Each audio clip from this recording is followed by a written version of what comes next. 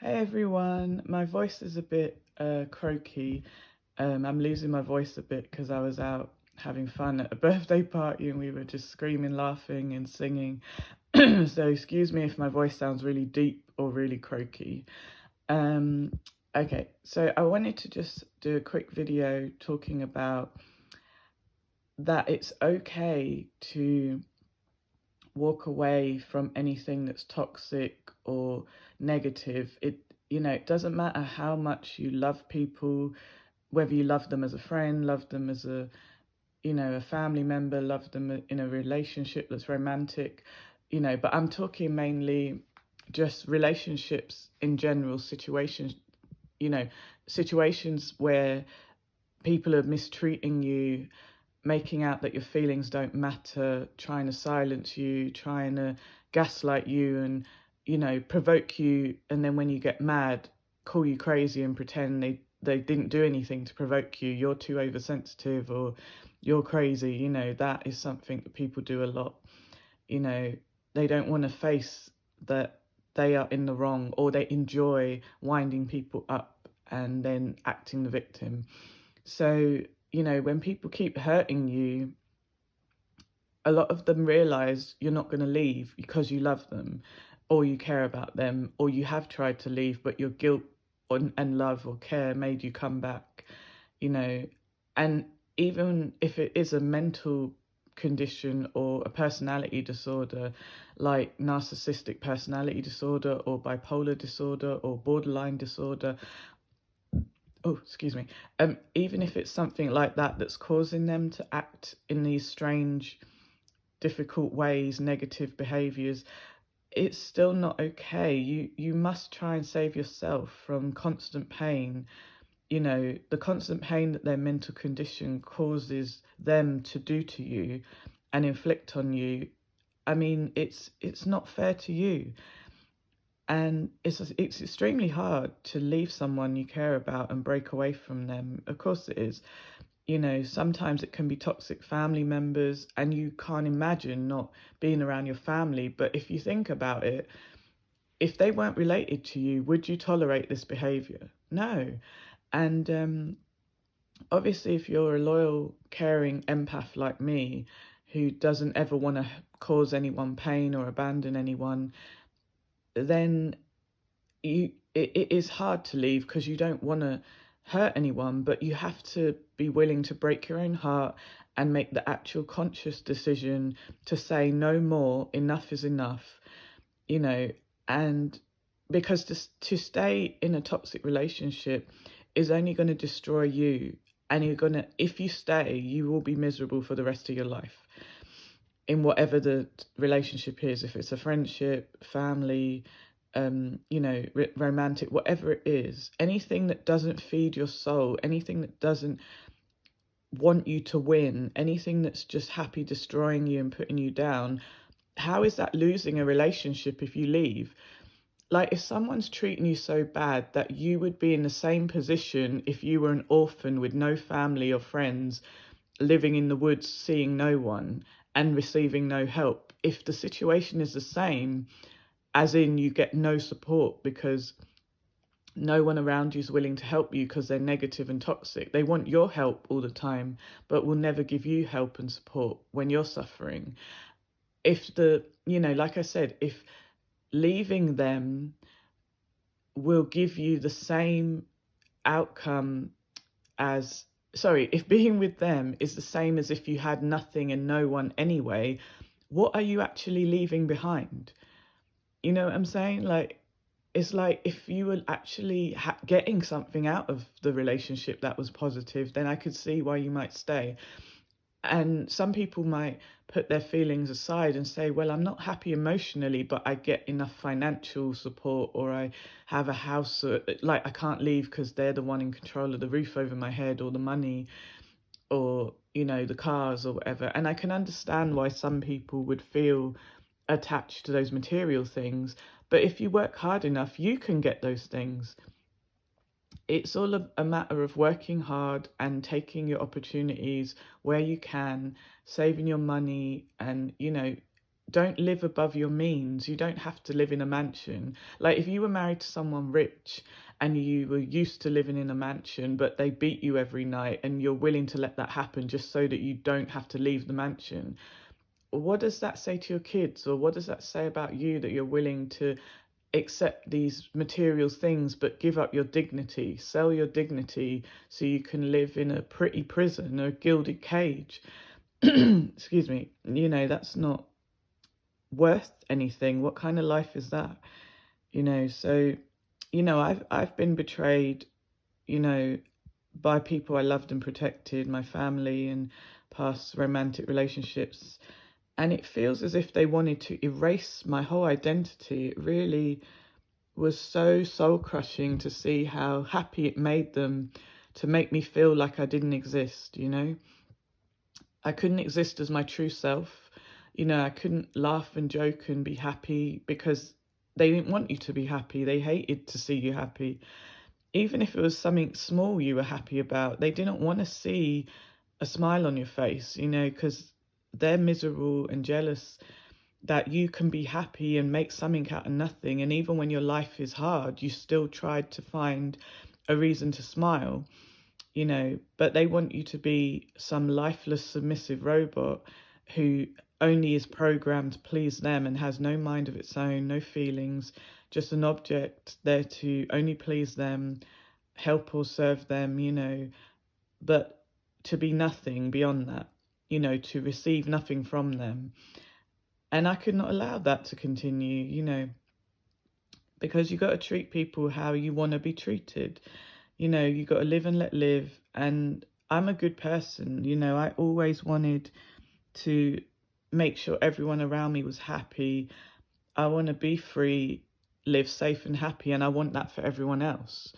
I want everyone to be able to be themselves, and not feel that their thoughts and feelings don't matter. As long as you're not thinking anything nasty and negative, as long as you're not going out into the world hurting people, as long as you do no harm, I wish you well. If you're a good soul, I wish you well. But like all these bad, toxic people out here, I can't stand this world where it's just full of toxicity, full of narcissists. It's sad. And, even though narcissists are created usually by trauma, their trauma was so bad that their mind split, and they couldn't, they got pleasure out of hurting people after. I don't know why. I don't know why narcissism works that way. The person who helped me the most get over the narcissistic abuse that I was subjected to by family and ex-romantic partners was Professor Sam Vaknin. He has many videos on YouTube, and he actually is a diagnosed narcissist, but he's been in counseling and been self-aware, and is very intelligent despite the personality disorder. And he actually gives you the explanation of the inner workings of why narcissists behave the way they behave, and it really does help the victim to learn, oh, that's why they were doing that to me, or it wasn't my fault. They were gaslighting me. They were trying to make me jealous. They were trying to hurt me on purpose, and at first I was like, yuck, he's a narcissist, like, get away.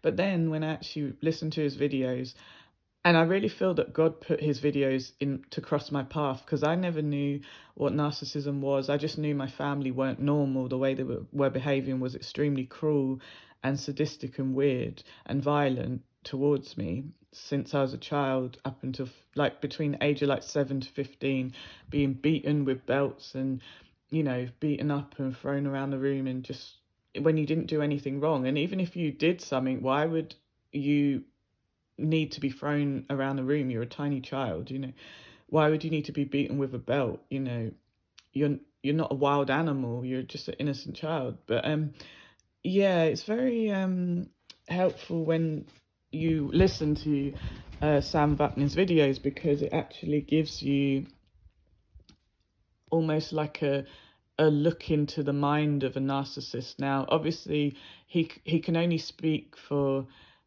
you know, like certain narcissists. Like each narcissist might be slightly different, but weirdly, the majority of them are really predictable. They're really like once you know what you're looking for in regards to the way they behave, you will see these certain behaviors in them. You know, it's really strange. Like once you know, once you see it, you can't unsee it. Once you know the behaviors, the narcissistic trait, and it's not a narcissistic trait, like narcissistic personality disorder is a real condition, a real mental health condition. It's not a joke. It's not someone who's a little bit up their own butt. It's not someone who's a big-headed, self-absorbed, you know, airhead, superficial person. It's more than that. It's worse than that. It's an uncurable, untreatable, severe mental illness, you know, just like bipolar disorder, borderline disorder, split personality. You know, they can be a Jekyll and Hyde, and it can be pretty, you know, scary if you're stuck in a relationship with them, because they'll be so good at mimicking you. If you're a good, kind person, they will mimic you, right? So the weird thing about narcissists is that they're pretty boring. They have no real personality. The personality they show you is usually someone else who was popular around them that they copied.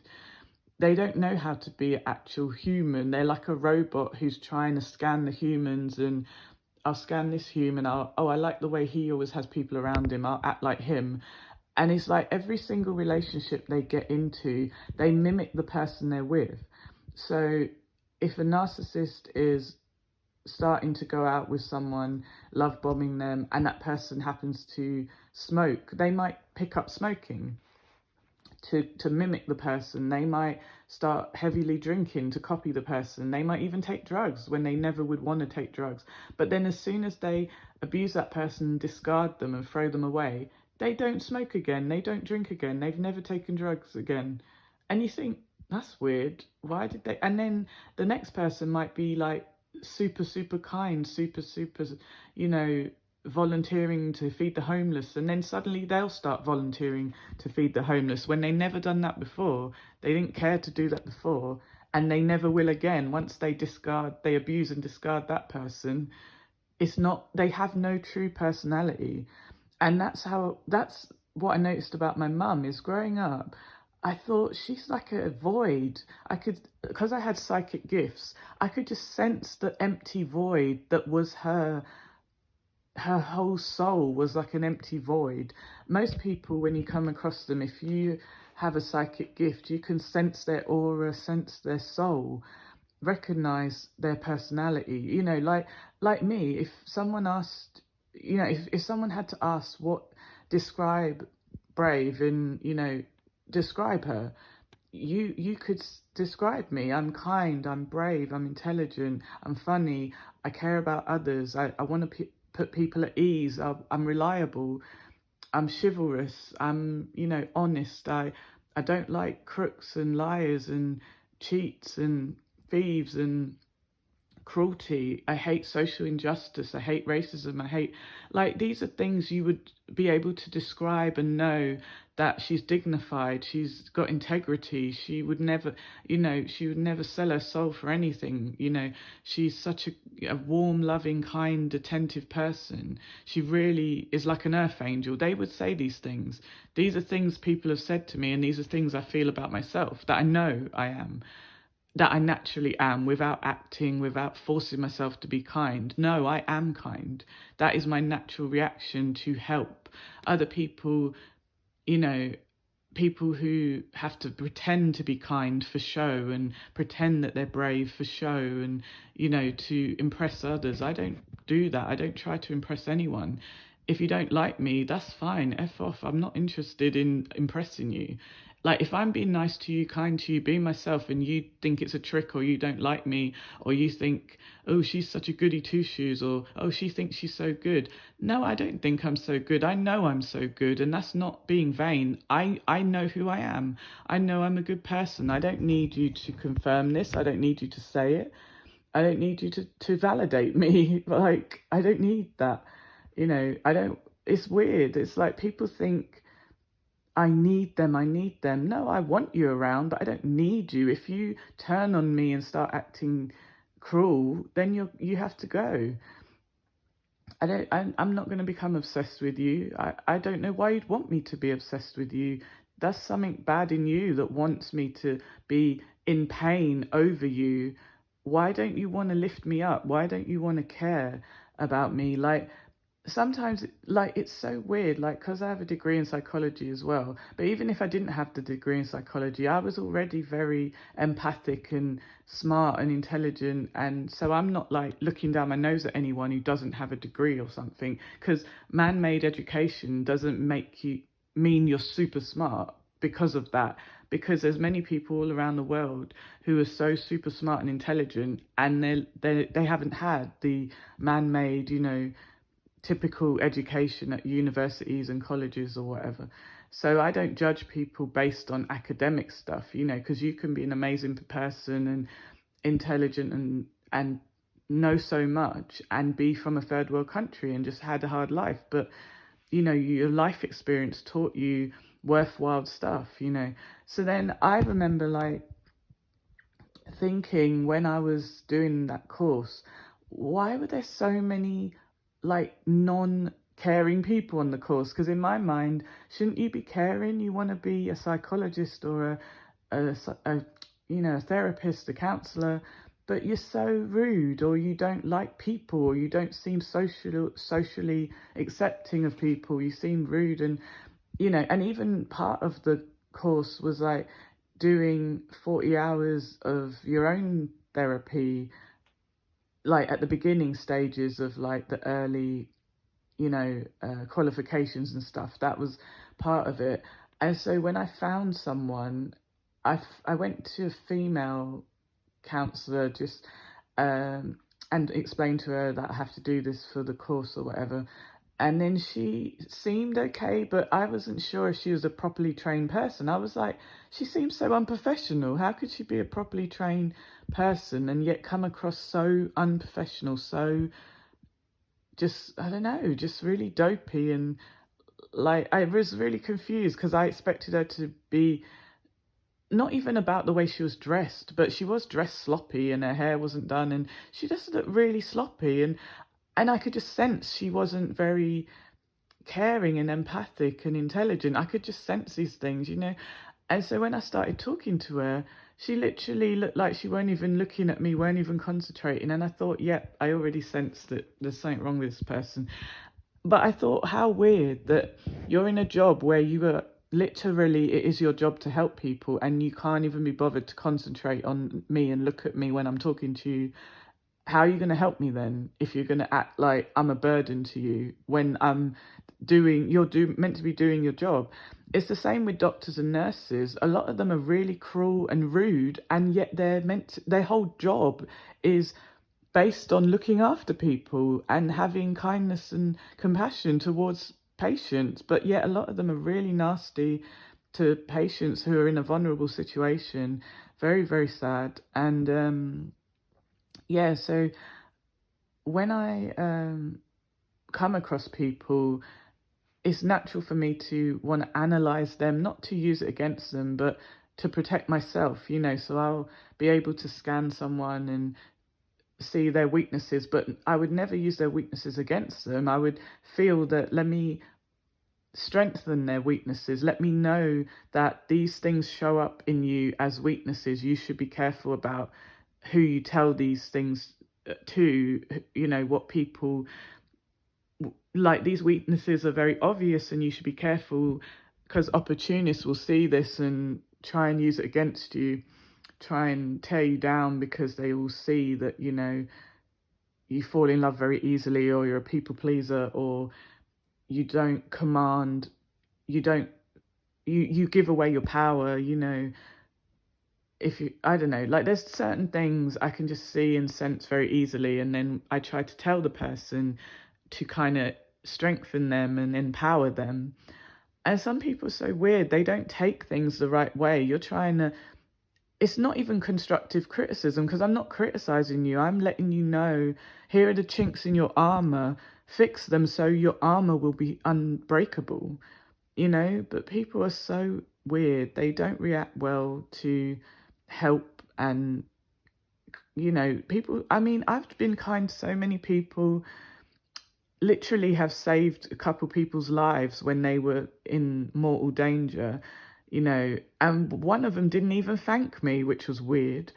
And I was like, wow, like, the first thing I would do if you saved my life is thank me, unless he didn't want to live. So then he'd be like, damn it, you brought me back here. I didn't want to come back here. Maybe that was what was going on. Who knows? But yeah, just so much, I don't know, so much stress and strain. This world is very, very corrupt and evil and horrible. And, just strengthen your armor metaphorically. Always have your sword unsheathed. Always have yourself ready to fight against anything, because it is better to have a guard up and not need it than to need it and not have it. And in this world, you're always going to come across, corrupt, horrible people who want to use you, who want to abuse you. They will trick you. They will love bomb you. They will pretend that they're the sheep when they're really the wolf in sheep's clothing. And you have to be ready for that. And it is exhausting to always be on guard. It is. Most people, I'm shocked to see how many people have such a false sense of security. They're walking down the street whistling like, la la la, life is great. And I'm like, wow, are you delusional or just dumb? Like, what? Why are we walking around a city where people are jumping out alleyways and stabbing us? Like, and you're not worried, Like, I think you're in denial, or a bit airheaded, or a bit simple, or a bit naive, because in London, people are literally stabbing mothers in front of their babies. Like, this happened recently. And so there's so many sickos out here that just want to hurt you for no reason. And they have no qualms about it. They have no barriers. They see no reason why they shouldn't stab you, why they shouldn't hurt you, why they shouldn't steal from you. They see no reason. The police don't scare them. CCTV don't scare them. Everyone should be learning self-defense and carrying a cast iron frying pan in their handbag just in case. Like, I'm not even joking. Like, I was saying to myself, you know what? Because we don't have guns here in England, and I'm going to start carrying like a foldable walking stick, a heavy metal one that actually folds down to the size of an umbrella. And anyone comes near me, that sucker is going to be in my hand in 2 seconds and clobbering everyone to give me some time to get away, because no one's got a gun.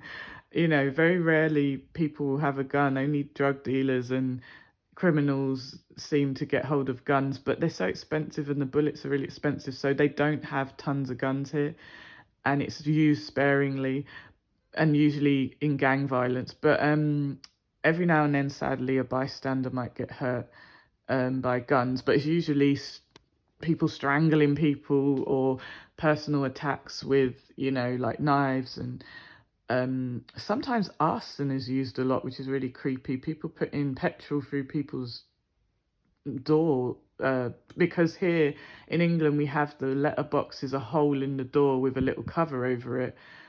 And the what do you call it, the in other countries like America, they got a mailbox which is detached from the house, outside of the house, whereas we have on our actual front door that goes into our house a little rectangular slot, and the slot is big enough to obviously put things through that could be flammable. And so sadly, some sickos have been doing a lot of sick, dangerous things like that. If they have grudges against people and their family, they're just attacking the whole family. They're not considering kids are in the house. It's very, so very, very evil, very, very sick. And so, like I was saying, it's just, I don't know, it's just really, really sad to know that you cannot just walk out your door and feel safe. But so many people are just so in denial about it.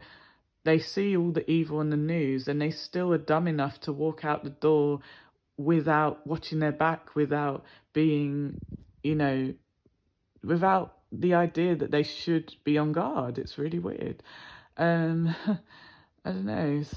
it's like I'm not laughing at anyone, but it's like I'm laughing in disbelief, really, because the amount of bad stuff that's happened to me, I got my head on a swivel. Like, as soon as I get out the door, I mean, I look out the peephole first.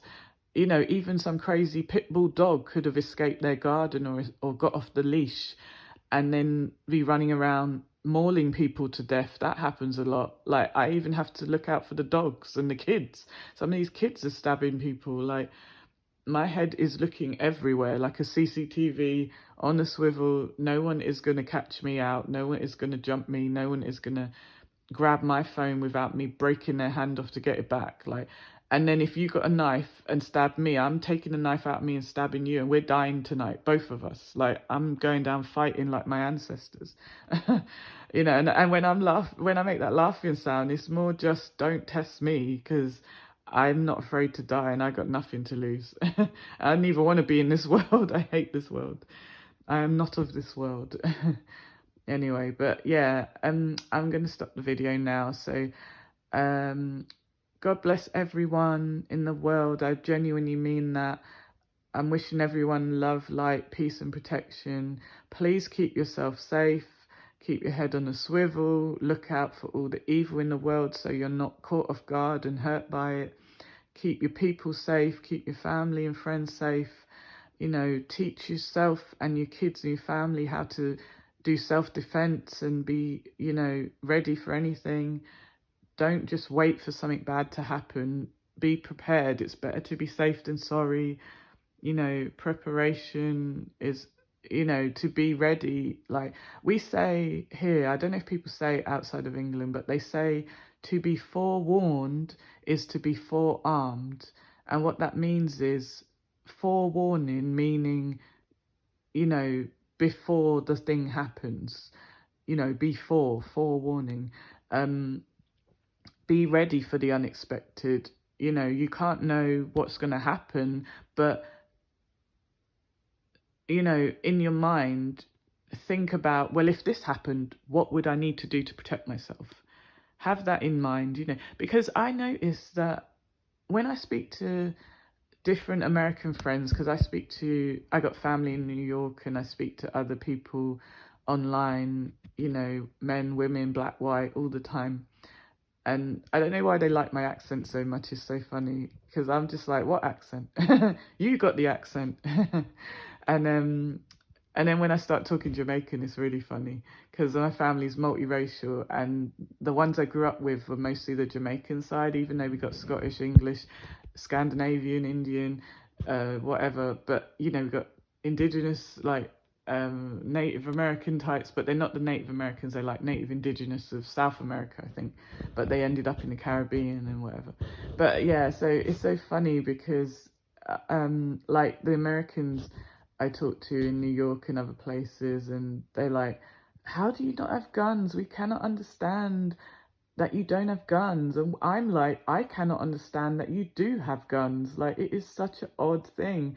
I couldn't imagine sitting here with a gun on the table, a real gun, a loaded handgun in my wardrobe, in my cupboard. It seems so crazy to me. Like, because to me, I'd only have a gun if I was going to war. You know, like when I was doing the army. In the army, you were forced to carry a big rifle, you know. And I really hoped I wouldn't have to use it. You know, I don't like instruments of death.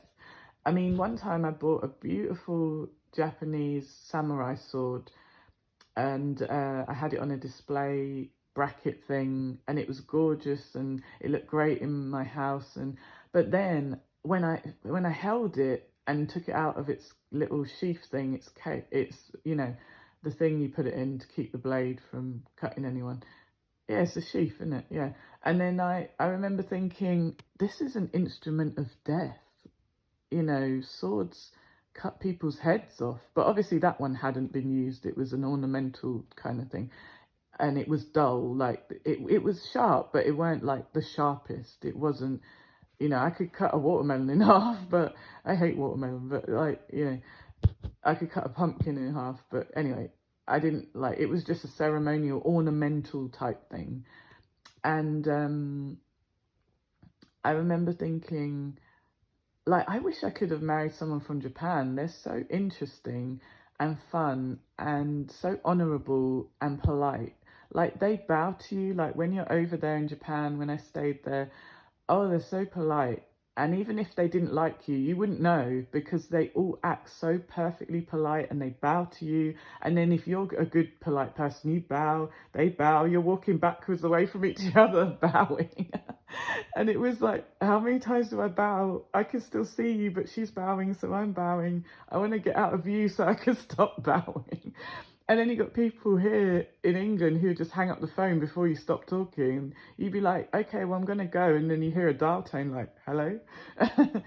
Yeah, so I can't stand like impolite, rude people. I would love to live in Japan again. And yeah, maybe I need to marry a Japanese guy because I love like brown eyes and dark hair and just nice tan skin and the pretty eye shape. Like, yeah, interesting.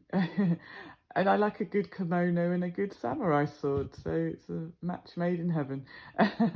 So anyway, so when I remember I was talking about, like, in my mind I was talking to myself like, this is could be an instrument of death, just like a gun, and I hate guns. But then I thought, but it could be for protection too. Like, if you had no choice and you lived in the old days and you were a samurai or anyone else, you needed a weapon. So you don't want to be the only one without a sword if everyone else has swords, I guess. So obviously in America, you don't want to be the only one without a gun if everyone else has a gun, and they're all crazy. I understand that. But it's just weird because we've never had that. And people genuinely don't put anything in place in their houses to protect them from potential intruders. Like, there's so many people who just have like a security alarm, like a, what do you call it, a burglar alarm, and that's all they have, a burglar alarm. They don't have a baseball bat near the front door or in their bedroom. They don't have, like, there was only one Scottish guy I knew, and he was a bit of a crazy guy, and he had like a butcher knife under the sofa, a butcher knife behind the book cabinet, like different ones, a butcher knife under his bed pillow in case a burglar got in. But then I was like, ew, that's like, it seemed creepy, like he was just a nutter. But at the same time, is he being clever? But the fact that he was an alcoholic made me worry that, well, is he just going to stab some? What if like one of his kids accidentally gets up in the night and he don't realize his kid is going to the toilet? Like, I worried about him having such bad paranoia and having all these weapons everywhere. What if he stabs someone in the dark and is someone he knew and he forgot they're in the house because he's so drunk? Like, yeah, I didn't feel comfortable staying with him after I found all these knives everywhere, like dropping out of a newspaper, a big butcher knife, a big meat cleaver behind the TV. I'm like, what is this place? Anyway, but like when I was thinking about it, and the American friends and stuff in like New York and other states, and even Canadians I spoke to, people from Alaska, even Native Americans on reservations. I was talking to everyone, like, because everyone, it's so fun to talk to cool people, and people love talking to me because I'm very open and welcoming of everyone and make everyone feel welcome and say whatever they want, and as long as you're respectful, and we all get on. So when there's one or two who were being rude and disrespectful and trying to pretend it was a joke, I was like, no, if that's your personality, jog on. I'm not interested because I don't want to hear negative crap. I don't want to hear negative words, stupid slurs, stereotypes, or any racist shit. I don't want to fucking hear it. So, jog on. As we say in London, like, go away. We say jog on. Like, walk on, keep going. Don't stop here. Yeah, people are very, ugh. And I don't want to be mean to anyone, but I just mean when people show the ugliest side of them, what do you want me to say? I want to say, ugh, yuck, because I want to see the good part of you, just like you want to see the good part of me. You get upset when you provoke me and I show you the ugly part of me. And then you think I shouldn't get upset when you show the bad part of you? It's always one-sided. It's always a double standard. It's always one rule for them and a different rule for you. then they make up rules and then they don't even follow their own rules. It's like flip-flopping different thing every day. It's ridiculous. I'm not tolerating that anymore. I deserve better. Sorry, that's how it is. You know, I'm not putting anyone down, but anyone who acts cruel and nasty and can't even say thank you when I've been kind to them, I don't need that. I really don't. I got my own problems, and if I give you support, you better be damn sure that I expect some support back. And if I give you respect, and I've earned respect back, I don't expect to be mistreated. Yeah, but like I said, like it is weird how every person I know in England will not have a weapon in their house, apart from that Scottish guy, and they're different to people in England, the way they think and behave. But that might have just been that guy had a load of knives falling out of every piece of furniture, but like he seems super paranoid. These Sagittariuses seem to be super paranoid, and the one, especially the ones with narcissistic personality disorder and alcohol problems, they seem real paranoid. They think you're doxing them when you don't even know their name or where they live, or that you don't even care to dox them, you know, and they're making it up in their head that, oh, she's doxing me, she's doing this, when it's like, no, I'm living my life. I was trying to be supportive to you. You're just making it up in your head. Crazy situations, you know. Blame the people in your past who hurt you. Don't blame me. You can literally block those people. You don't have to keep any social media where those people have access to it. If you're keeping toxic ex people on your social media, allowing them to contact you or comment on your stuff or contact your friends and family, why are your friends and family taking their side and listening to them? Like, what is going on with that? Obviously they're disloyal, and you could just literally delete all of the social media and make new ones and make a new name, like who they wouldn't even know. You know, you could cut these people off, but you're choosing not to. And then you're complaining, why am I seeing all these messages? Because you won't block them, because you won't, you know, part of you wants to allow the drama, which is, you know, it's your choice to keep staying in the drama and putting yourself in danger. You know, it's like if it's like if your house is on fire, but you're like, well, I don't want to leave my lovely couch to burn, but it's too big to get out the door, so I'm gonna sit here on the couch and hope it doesn't burn. You know, it's like, well, do you want to live or do you want to be saved? Do you want to save yourself or not? Well, okay, I'll pray for God to save me, and then God sends the fire brigade to save you, and they come in and say, quick, come with us, we're going to save you. No, I'm waiting for God to save me and my nice sofa. I've prayed, I'm a Christian, I'm waiting for God to save me. Oh, no, well, we're the only ones who can save you right now. And then when that person burns to death and goes to the spirit world and asks God, why didn't you save me and my stupid couch? And then he says, I did try and save you. I sent the fire brigade. Why do you think the fire brigade came to save you? You know, like, you lived in the middle of nowhere and no one knew your house was on fire. How did you think the fire brigade got there when you didn't call them and no one else saw the fire? Like, hello?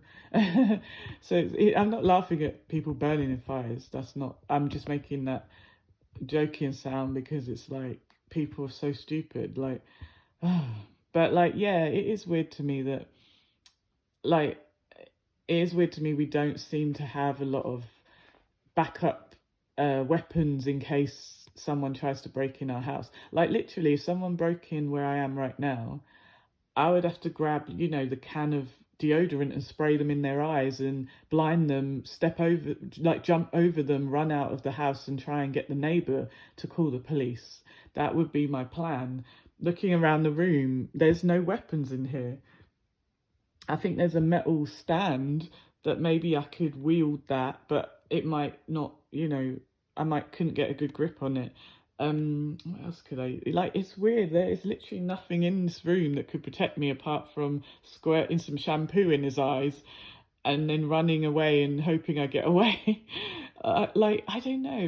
Now I've been talking to all my American friends in like New York and stuff, and I'm like, well, what do you suggest? And they're like, A wooden baseball bat for starters behind the door, one in your room, one in your front room, one in your bedroom. Just put it in an umbrella stand or in the corner behind the door.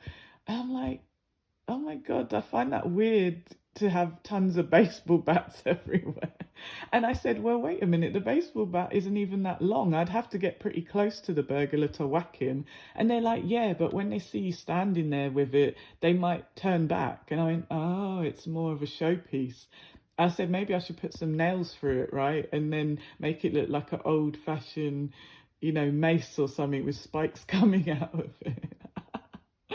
And I was like, so now I'm thinking about what weapons should I, some homemade weapons, a piece of wood with nails coming out of it, make it myself, set it on fire, like when they come through the door, throw it at them. But yeah, like for some weird reason, there's this really weird false sense of security that everyone seems to have in England that no one's coming in their house. People are very naive, very naive. I mean, I know I've got nothing to lose and I'm not afraid to die. So if I have to tackle you and gouge your eyes out, I mean, if you win, then I'm dead. But if you don't, you better run. If I get the upper hand, I'm not going to stop. But at the same time, it's like I don't want to have to do that. I don't want to have to be in that situation. But I don't know. I don't know. Anyway, but I'm gonna head off. I hope everyone has a good evening, morning, night, wherever you are in the world. God bless you all. Keep safe. You know, if you live anywhere where they don't have guns, I guess you have to buy a ton of kitchen knives and meat cleavers and baseball bats if you want to feel safe, or have a load of salt water ready to spray in the burglar's eyes. I'm not sure. I don't know. But for some weird reason, it is so different. Like when I visit my family in New York and stuff, it is so different. It's a different world over there. When they come here and visit, they have a fun time with everyone's different accents and hanging out with all the different people here. But God, it's like a different planet over there in America compared to England. Yeah. Anyway, good night and bye for now.